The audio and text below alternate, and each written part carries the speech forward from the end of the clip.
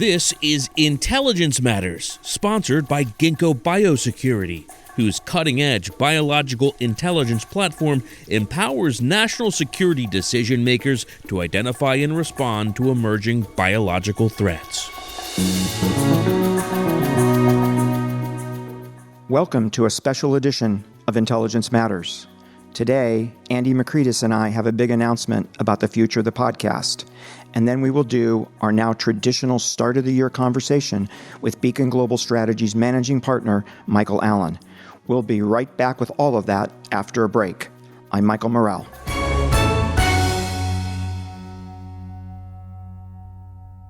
Biosecurity matters. What's biosecurity?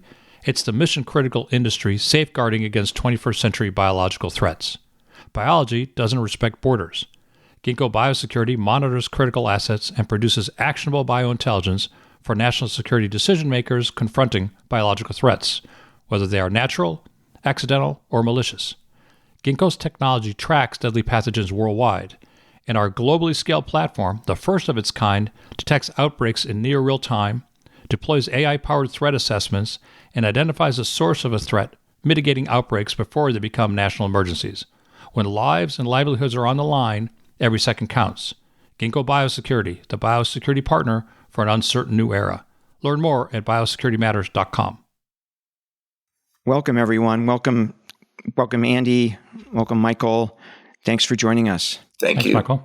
We're going to start today with some big news, which is that Andy and I are stepping away as hosts of the podcast, but Intelligence Matters is going to continue. Beacon Global Strategy's managing partners, Michael Allen, who's with us today, Jeremy Bash, and Andrew Shapiro are going to take over as the co-hosts. The change is going to allow Andy and me more time to do other things, but it's also going to allow the podcast, now in its 8th year, to continue, and I am super excited about that. I should add that you will still hear from Andy and me in the future. We'll show up occasionally as guest hosts as well as guests, so we will stay tied to the program. Let me just ask Andy if he wants to add any thoughts at this point. Thanks, Michael. I think you said it really well. I think this broadens the program and gets other voices on and shares other interests. I'm excited about that too, and also that I'll be part of the rotation here, and especially focusing on sort of some of the national security and intelligence issues that I've done over the last year. This has been an amazing experience. After I finished being a PDB briefer, I didn't think I would have to do prep work ever again. But having done this for the last year or so, it's very similar. Only gets easier when you get to the podcast, because then you're just asking the questions. You just have to figure out, which questions to ask. So it's been very enjoyable. We've had just a phenomenal lineup of guests who, hopefully the audience feels that they learn something from them. So that's it's a lot of fun having those discussions. Michael, how about you? Well, Michael, first, let me compliment you. You have done an amazing job building one of the premier national security podcasts around. So many tens of thousands of people have subscribed and listened, and so many different people mention it to me. So you've done a great work, and Andy has as well in the last year. And I'd just say that Andrew, Jeremy, and I are so excited to keep this franchise going. We will remain faithful to your vision, which has been so successful. And we're going to recruit you and Andy back as often as possible to guest hosts and to co-host and to be, we're going to actually have you back and interview you periodically. Let me just add a couple of final thoughts of my own here. We started way back in 2017 with Leon Panetta as our first guest. We started in the Cipher Brief, thanks to the team there, thanks to Suzanne Kelly. Then we went to CBS, and we expanded our listenership into the top 1% of all podcasts in America. Thanks to the team at CBS, particularly Jamie Benson and Olivia Gazis. And then we came to Beacon, which was terrific.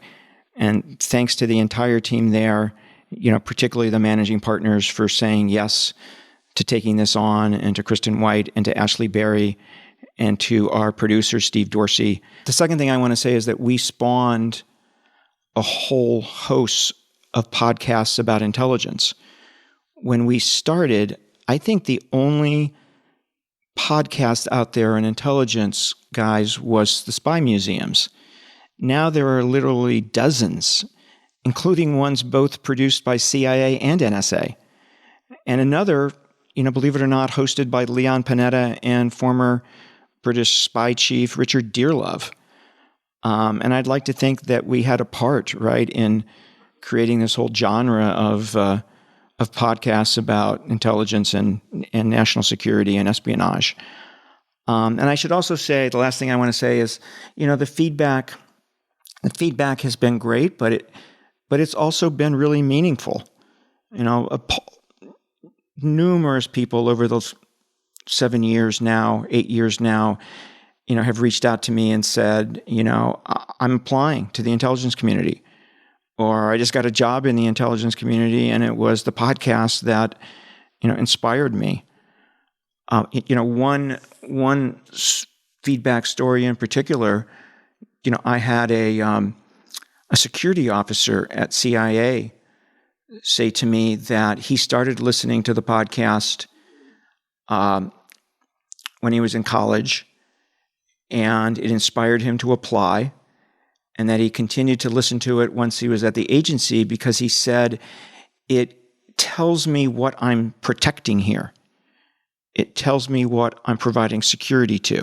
And I was like, wow, that's a big deal. So, very meaningful to me, this whole journey. Thanks to the both of you for making it so great. And Michael, over to you. Well, Michael, thank you so much. We're excited to flip the script again this year. During the podcast last year, we decided to name it The Year of Living Dangerously, and that turned out correct. 2024 had so many notable developments. Let me just ask you here at the outset, Michael, what do you think the theme is going to be for 2025? I was trying to think about this yesterday. Is there a movie title, right, that captures that? I think it's a little bit more complicated this year. There's certain aspects of the world that remain, very dangerous. Part of what's going on in Europe with Russia. Part of what's going on with counterterrorism. But I think there's also some reasons to be hopeful about 2025. And, with danger and hope, the last point I would add is uncertainty. It's really not clear exactly what U.S. policy is going to be. Not clear if President Trump is going to follow through internationally with everything he said he is going to do. And until that becomes clear, I think we'll be dealing with uncertainty as well. So I'd say danger, hope, and uncertainty. Got it. Andy, how do you see things? So I was thinking about this also, and if we think about 24, it was a dangerous year, as we said. 25 may turn out to be the year where we look at who the big losers are. And I think the axis of resistance, was maybe at the top of that list. We can talk about Russia and China because they're, we're entering year 3 now of the Russian conflict with Ukraine in another month.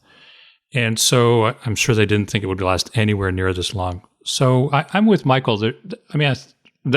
Just the fact that these countries may be on their back foot presents a danger. But I think there's room for some cautious optimism about what the world scene will look like over the next year.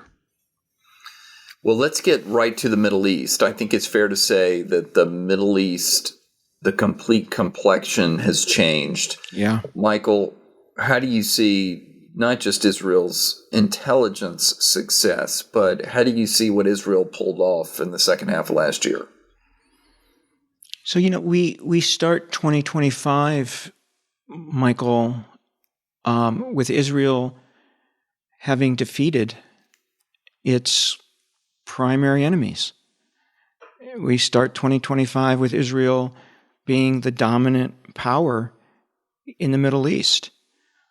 If you think about the damage done to Hamas, substantial, still a ways to go, but substantial.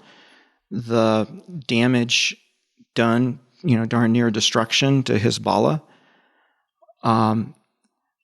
The damaging of Iran in terms of losing its proxies, but also showing that their vaunted missile system is not the threat that the Iranians wanted us all to think.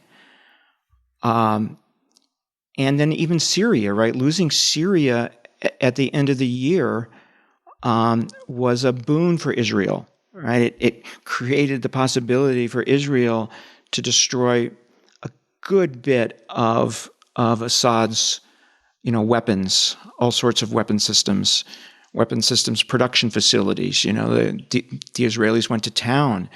So, huge gains for Israel, huge losses for Iran.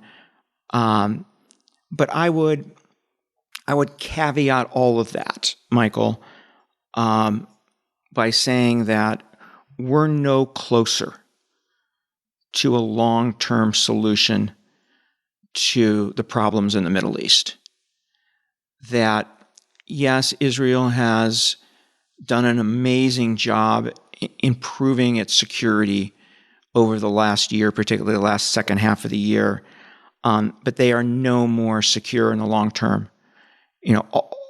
All of these extremists will rebuild over the next years, and we'll be right back at this 10 to 15 years from now if there's not some sort of political settlement. And it's really hard to see that on the horizon. And you mean primarily between Israel and a possible path to a Palestinian state? Yeah, a political resolution between the Israelis and Palestinians. I don't know if it looks like a state now. It might be a state 20 years from now, but some sort of political resolution that takes the energy away from the extremists. Can I get both of your intel reads on the position of Mohammed bin Salman? I think it's common, and especially in conservative circles, to say, you know what, he's not interested at all in a Palestinian state. Others say, well, maybe not personally, but he is for his own population's sake, and just that he's sort of the head of the Muslim world, so to speak. What does he really care about? What does he need in order to allow a political settlement to go forward between Saudi Arabia and Israel? So I don't know if he personally cares or not. No idea. But he cares politically, which is why, a couple of months ago, he gave a very strong speech about the Palestinian issue, really the strongest statement we've seen out of Saudi Arabia in a long time about the Palestinian issue. So he has to care because his people care. What I think he needs to move forward with normalization with Israel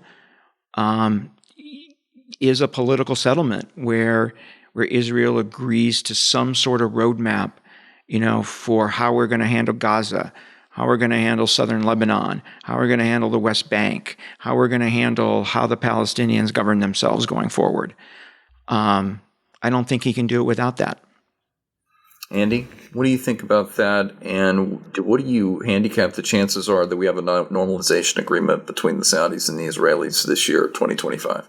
I think Michael's, spot on. And, Mohammed bin Salman is a young man. He's going to have to, he's going to be, in power for a considerable amount of time. And if he's thinking about the future, he realizes there has to be a political settlement of some type, regardless of what he's saying privately or, all the news reports that you see about him saying he doesn't care about the Palestinian issue. He's, he has to care enough about it because he realizes that that's a wedge that he can't leave there. So I think Michael's sort of spot on in his description. I don't know if 2025 is the year for an agreement or some kind of a normalization, but I don't think that's out of the question. I think there are some real possibilities, especially if the U.S. sort of reengages and begins to push and tries to get that done. So I'm hopeful. I don't know if it'll happen in a year. That seems. I'm not sure that seems super likely. I don't know. Michael probably has a better view of that, but I think it could happen. Yeah, I think if Israel was really smart, it would happen. But I'm not sure that Prime Minister Netanyahu is prioritizing what's best for Israel's long-term security. I think he's prioritizing his own politics and short-term security. So I worry it could actually go in the other direction. Right? I worry that we're in for a long-term Israeli occupation of Gaza, and I worry that we may even see Israeli annexation of the West Bank, which would make Saudi normalization impossible. Yeah. So we'll see, right? And I think Netanyahu thinks he can do what he wants with President Trump, given the president's strong support for Israel, which I think is exactly right. But we'll see if the administration thinks about what Netanyahu wants or what Israel needs. So let's talk about what Netanyahu thinks he can get from President Trump. We've heard so much about air defenses across Syria and Iran being degraded. Does Netanyahu want to strike the Iranian nuclear facilities short of a breakout in 2025? And do you think he thinks he can get Trump to go along with that? I'd say it's a little bit different. And then Andy, you jump in here because you have a lot of expertise on this.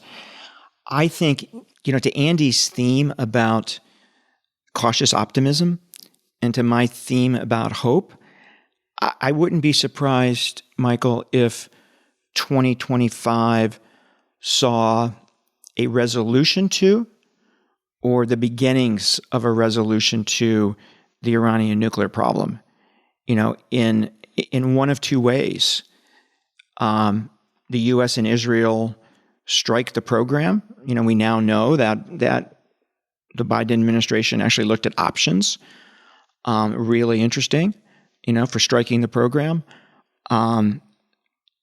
That could happen, set the program back by years. And the other is the Iranians, seeing that writing on the wall, actually come to the negotiating table and negotiating a deal that Republicans have with much stronger guide rails and boundaries than the original program had. So, Andy, what do you think? Look, I think Iran's maximum leverage is when they're standing right on the line and haven't crossed over the nuclear line. Once they cross over, that changes the dynamic dramatically. So I'm sure that, and that's what they've played for a long time. So I believe they understand that. Also, just striking the nuclear facilities, it delays the program, but it doesn't end the program. The time is long past where if, with the idea if you could strike just a handful of facilities, you could just eliminate the program. The knowledge base has grown, the capabilities have grown, things are in places that are much harder to attack. So you could set it back a bit, but it's just a recurring thing. It's like you're cutting out the cancer, comes back. And so, but an that agreement might be okay, right, Andy? I mean, delay's good. Delay's good, yeah. But at each time that you do this, the next time you do it is going to be harder because they will learn about where things can be, where they can't be, so on and so forth. So,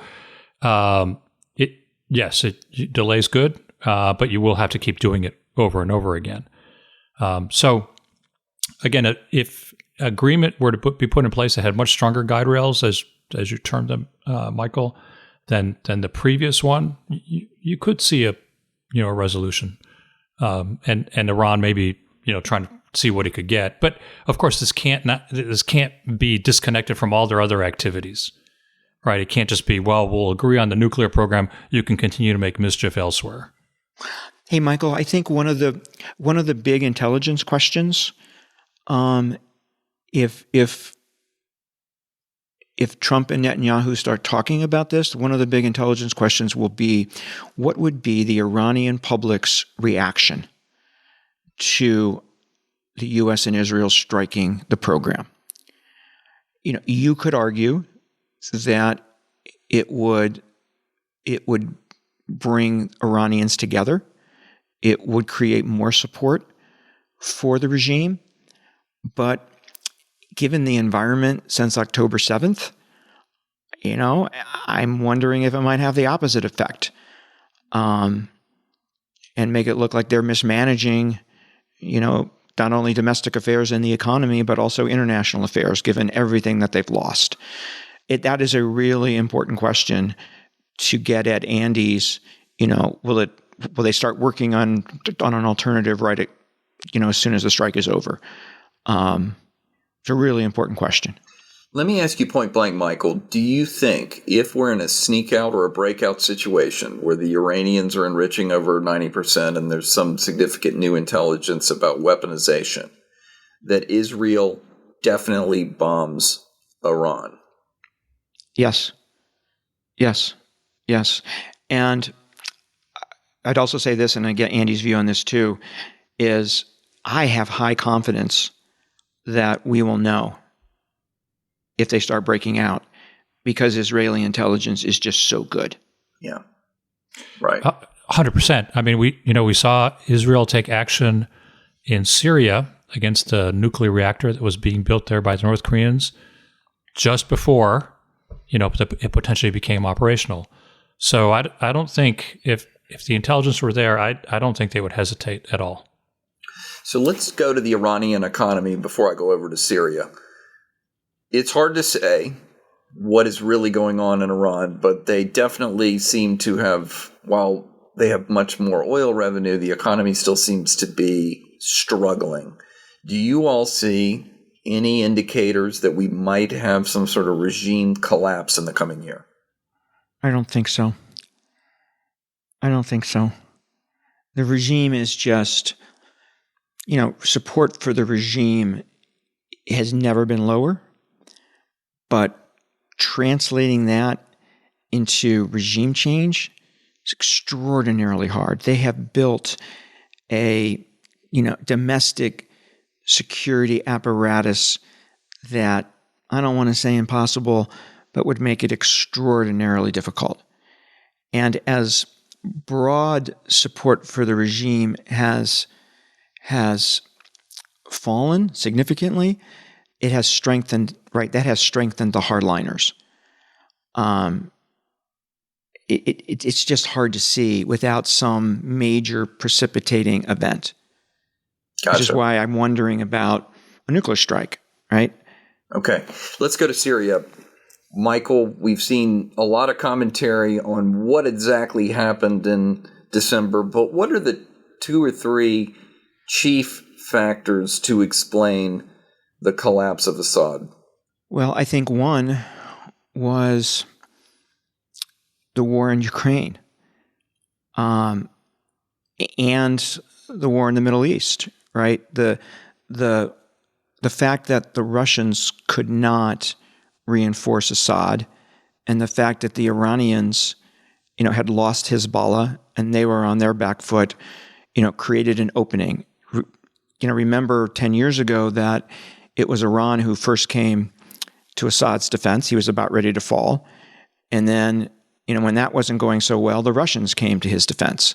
So that created an opportunity. And then 2 was Turkish support, for the opposition. Training, weapons,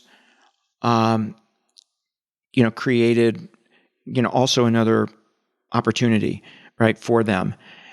And then the fact that, once once towns started falling, and you actually get into the tactical nature of this, nobody was willing, no regime security forces were willing to give up their life for that guy. Got it. All right, let's talk a little bit about this new leader in Syria, al-Jilani. He has a terrorist associative background. It sounds like he was involved with ISIS at one time. Yet we see what appears to be, at least superficially, and maybe it's deeper, a very savvy political message that he's put out to the world where he's going to be respectful of religious minorities. He seems sincere in wanting to build a state. The United States sent a delegation there. I saw the German foreign minister went in within the last 48 hours. What is your sense here of what is happening, and fundamentally, can we trust a guy with this type of background? Andy, do you want to go first, and then Michael? Yeah. So look, I don't know if he warrants any long-term trust at the moment, but the iron is hot at the moment, so it may be worth trying to push as much as we can, and understand that we're not going to get a liberal democracy there. That's not going to happen. But getting a government that is a far cry from where Assad was, we have to maybe make some compromise there. And then it's the old, Ronald Reagan trust but verify. Let's sort of see what he does. Maybe he's saying the right stuff. Time will tell. But I think if we stay engaged, there's an opportunity to push this in the right direction. Got it. Michael, you wrote a very well-regarded foreign affairs article on the resurgence of terrorism. Of course, we've seen the horrible events from New Orleans within the last few days. Yeah. I wonder, just as you think about ISIS in Syria, and you think of ISIS-K, and you think of lone wolf terrorism here in the United States, could you expand a little bit about what you think is going to have to happen in the coming year on counterterrorism? I guess big picture, we should say that the threat really never went away, right? The ideology never went away. And, over the last year, 2 years, we've seen the manifestations of that. The attack in Iran, the attack in Moscow, the attempted attacks in Europe, some specific attacks in Europe, lone wolf attacks, and now it's come here. And we still don't know about Las Vegas, right? We don't know what the motive was of that guy. So I think we're going to see more of that. And, it reflects the fact that ISIS core, right, in Iraq and Syria is strengthening. And they will continue to strengthen. I think that's one of the implications of what's happened in Syria. ISIS Khorasan, ISIS-K in Afghanistan, Pakistan, and I guess even in Tajikistan, that whole area, right? They are. I'd say ISIS core is the key threat to inspiring lone wolves. ISIS-K is the key threat to actually conducting an attack here. And then we can't forget about two other groups, right? Al-Qaeda core, which is now lashed up with Iran. We had a great program on that a few weeks ago, is now lashed up with Iran in a really interesting way, scary way. And then AQAP in Yemen, remains a thing. They produced a video a year ago that I just watched a couple weeks ago that is extraordinarily detailed on how to get a bomb on an aircraft and get it by security, step by step. It is chilling. So I think we're gonna see more manifestations of it, and I wouldn't be surprised, and I would certainly endorse this if the Trump administration, came out hard against these terrorists. They at first term, right? They sped up and got much more aggressive against ISIS in Iraq and Syria, and sped up the significant degradation of that group back in 2017, 2018. So I think they're going to come out punching. And they're not just going to let this stuff happen. Michael, related, I know Pakistan's on your mind. Yeah. We used to talk so much about terrorism in that region. Can you give us a sense of what's happening there? Yeah, so I think Pakistan has just had its most bloody year of militancy. The militants killed over 1,000 people this year. And in fighting the militants, the Pakistani military had its highest casualty rate in a decade. So militancy is a very serious problem in Pakistan. It's probably worse now than it was back when Al-Qaeda was there. I think we got to pay attention to this.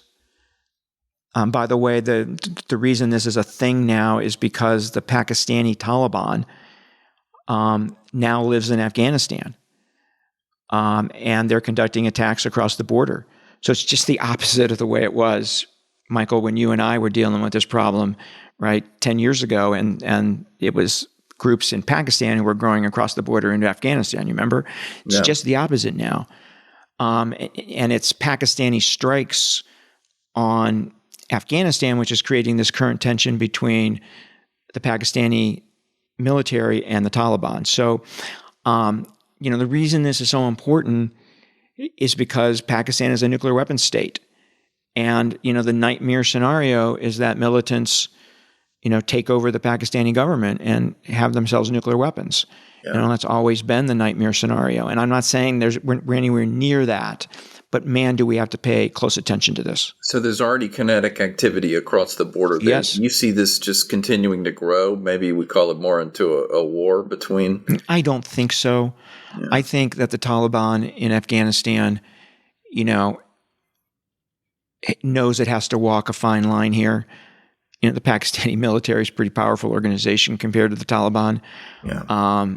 And I'm sure the Afghan Taliban actually understands, what the Pakistanis are doing here and why they're doing it.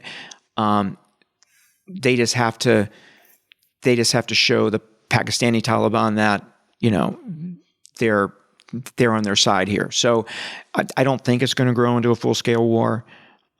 It's more the militancy in Pakistan itself that we got to pay attention to. Gotcha. All right, let's switch over to Ukraine. I'd like to hear from both of you.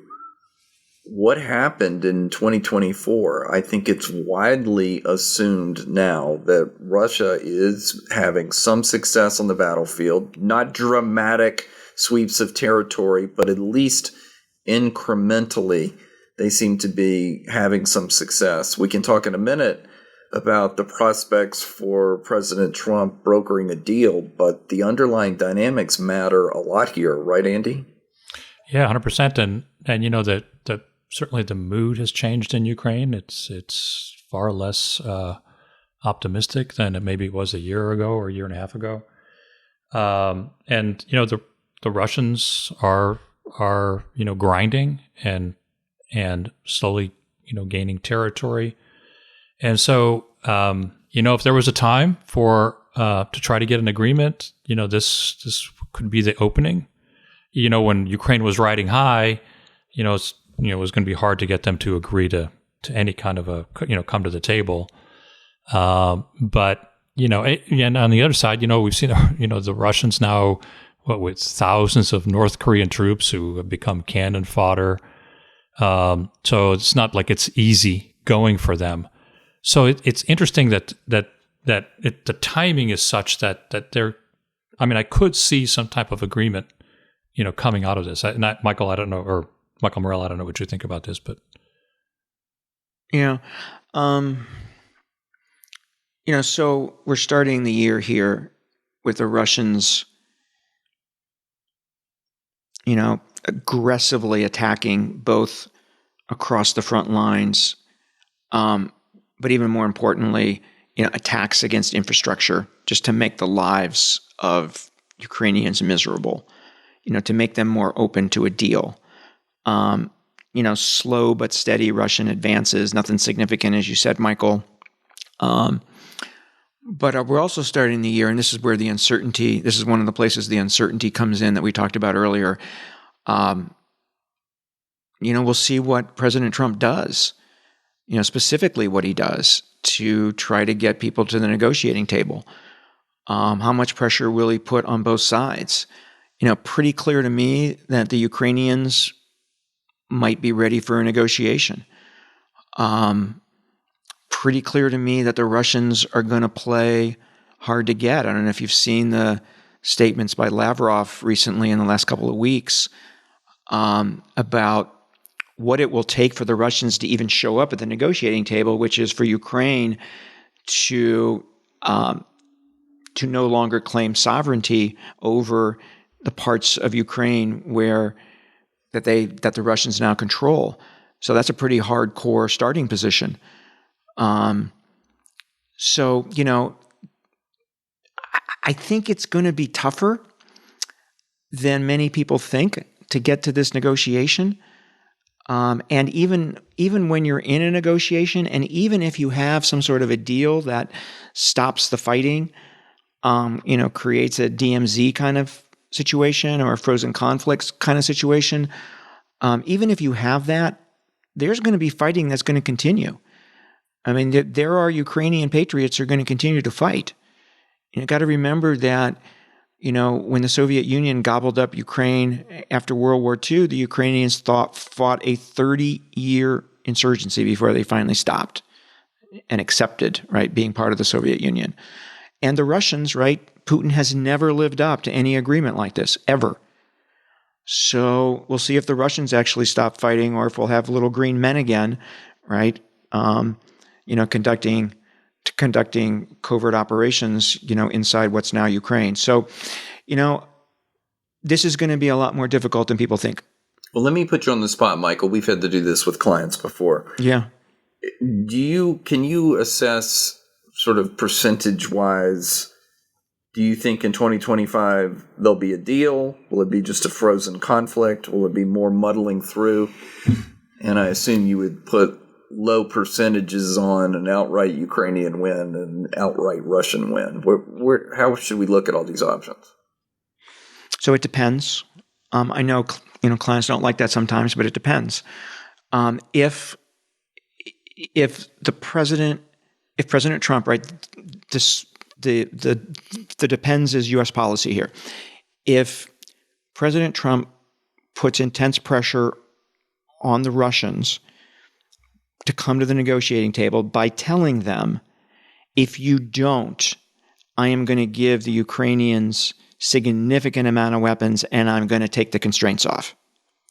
That, I think, will get the Russians to the table. And if he says to the Ukrainians, and this, he doesn't need to push much here, but if he says to the Ukrainians, you don't come to the negotiating table, I'm turning off our support completely. I think he gets them to the negotiating table. I think there's some sort of deal that comes out of it in 2025. But without that significant pushing, which I'm pretty certain he's willing to do, given who he is, without that additional pushing, it's going to be hard to get the Russians there. So more likely it's a deal, but it's more likely a deal, but with continued guerrilla fighting for a long time. And more like a ceasefire than a, quote, peace agreement. Yes, ceasefire with within the back of Putin's mind that he is going to come back to this. Yeah. But I'll also make one prediction that I am absolutely certain of. At some point in the future, it may be 5 years, it may be 10 years, it may be 15 years, 20 years, Ukraine will be free again. Mm. I'm wearing, guys can see here, I'm wearing a Ukrainian flag bracelet. And when I put it on several months ago when I got it in Estonia, I said, I'm not taking this off until Ukraine is free. So I may be in my casket with this thing. Yeah. But I guarantee you, Ukraine will be free. So let's spend a minute more, Michael, than Andy, on what is actually going to cause Putin, if anything, to compromise. So many people say, you know what, he doesn't really care about the economy. He doesn't care about casualties. What he really cares about are threats to his own standing and his own regime. What does he care about the most? What's the best leverage button that President Trump can press? Michael, then Andy. So I think it's democracy. He fears democracy. He fears his own people making a judgment that he is just the opposite of what he pretends to be. He's not the guy who saved Russia, as he just said in his New Year's speech. He's the guy who has made sure that it doesn't have a future. And he fears the Russian people coming to that conclusion. So he fears democracy. I don't know how you pull that lever, right? That's a really hard lever to pull. But I think that's what it would take. The other thing I'll say, Michael, and get Andy's reaction to this too, is I think, and this may make the Trump administration's policy easier, but I think 2025, we're going to have a recognition that Russia is intent on a long-term confrontation with the West. We see the militarization of Russian society in a very significant way. It's hard to overstate. It's the economy, it's the education system, it's what Putin says he now expects of Russian women. Have babies, no divorces, don't work, stay at home. And an indoctrination around all of that, right? So that's the purpose of what he's doing here. He's preparing for this long-term confrontation.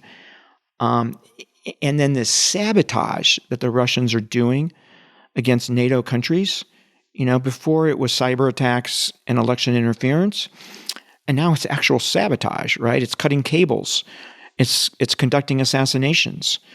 And there's real danger in that, right? What if one of these acts of sabotage kills 50 Germans? What does NATO do? So there's the danger in 2025 in terms of Russia and Europe. But I think that's going to actually, as that recognition happens, that this is not just about Ukraine, right? This is about a lot more than Ukraine, that it's going to make the Trump administration's policy toward Russia easier in terms of being tough with them.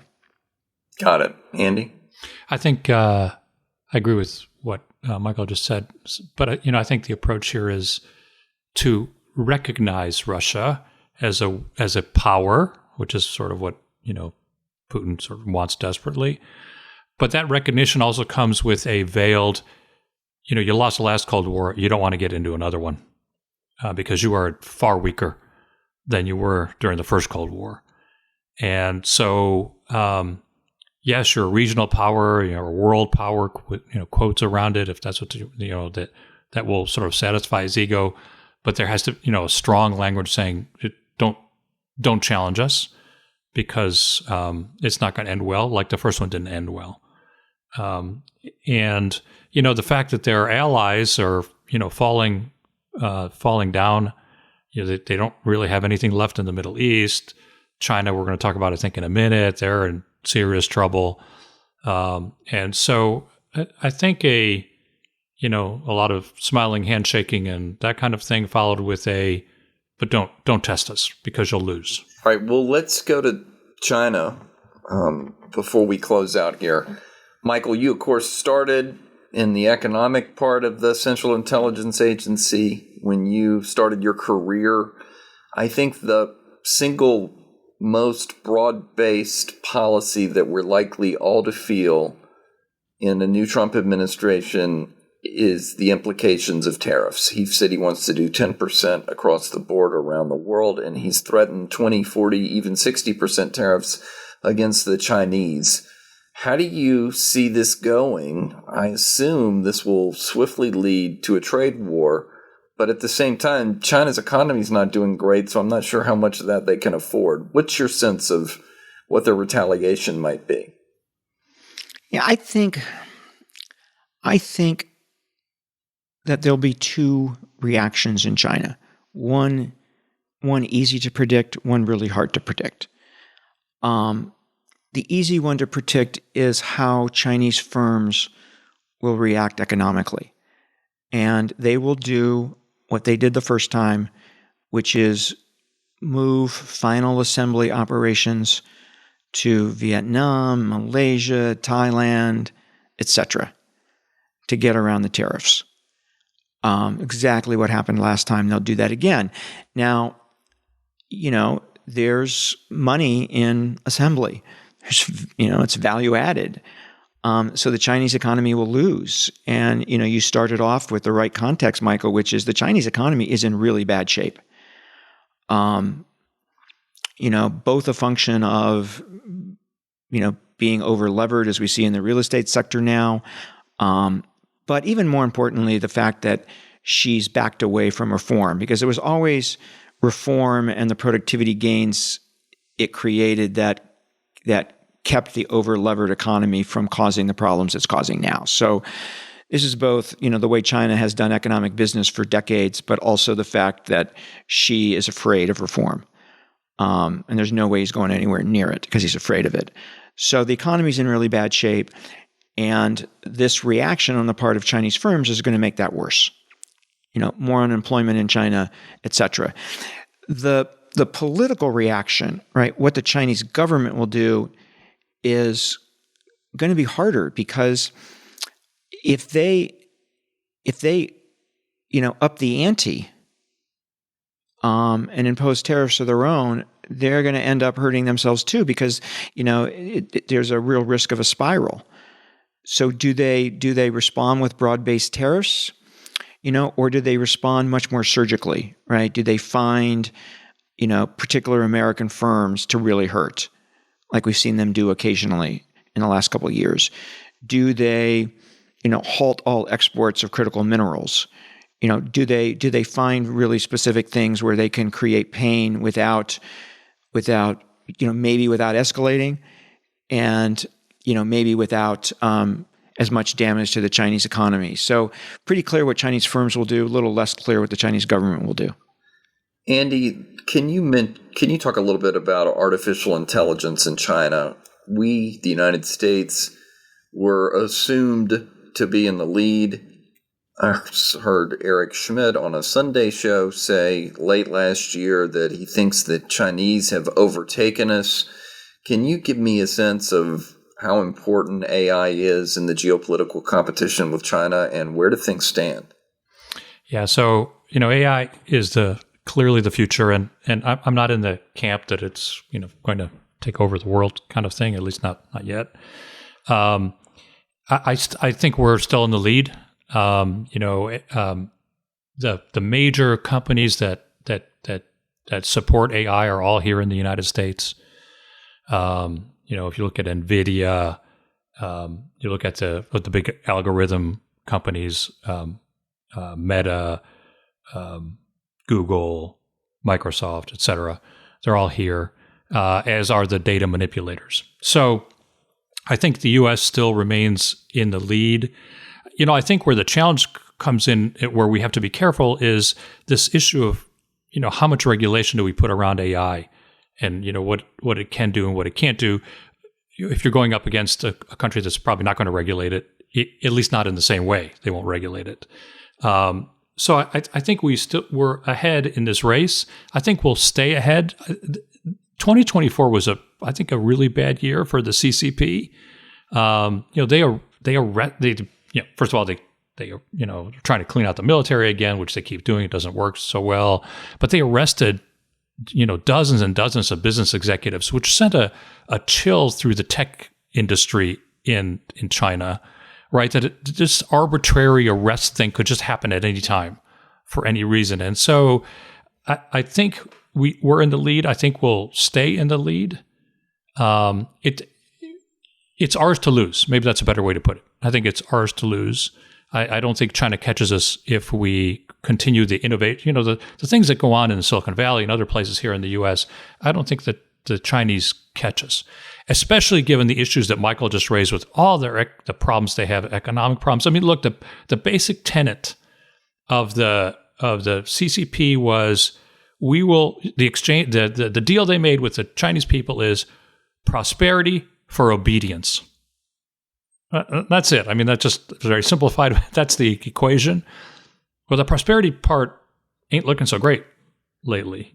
Yeah. Right. So, I don't, and I know there's people on AI they're way deeper in it and much smarter than I am. But I think we stay ahead. It is the future. It's going to touch every walk of life and everything that we do in some way, shape, or form.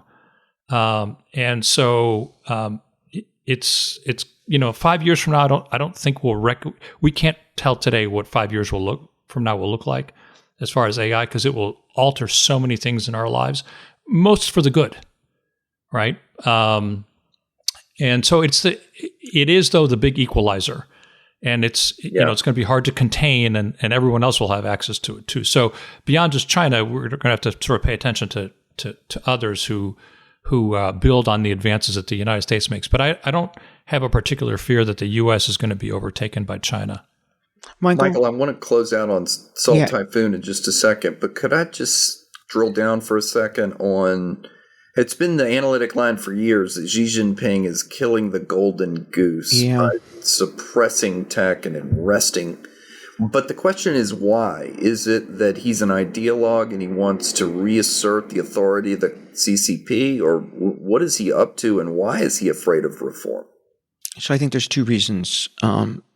One is reform created huge economic winners. I mean, it raised everybody up, right? 400 million people out of poverty.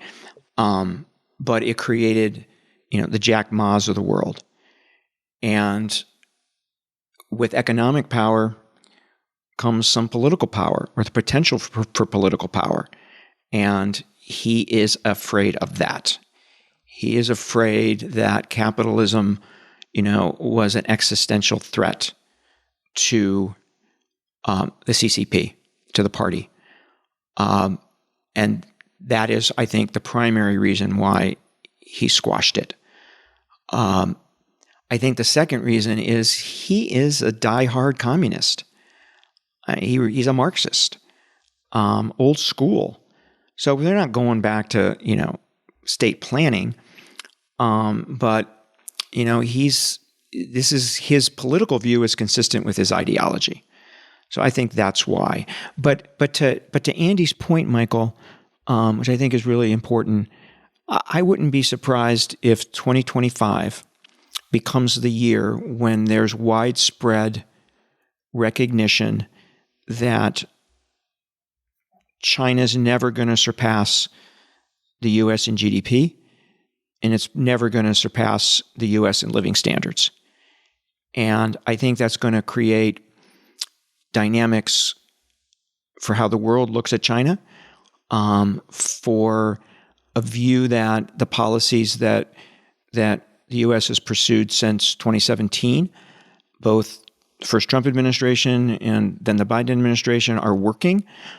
And it's going to even create a perception in China that maybe the party is not managing this as well as they should. And all that is good.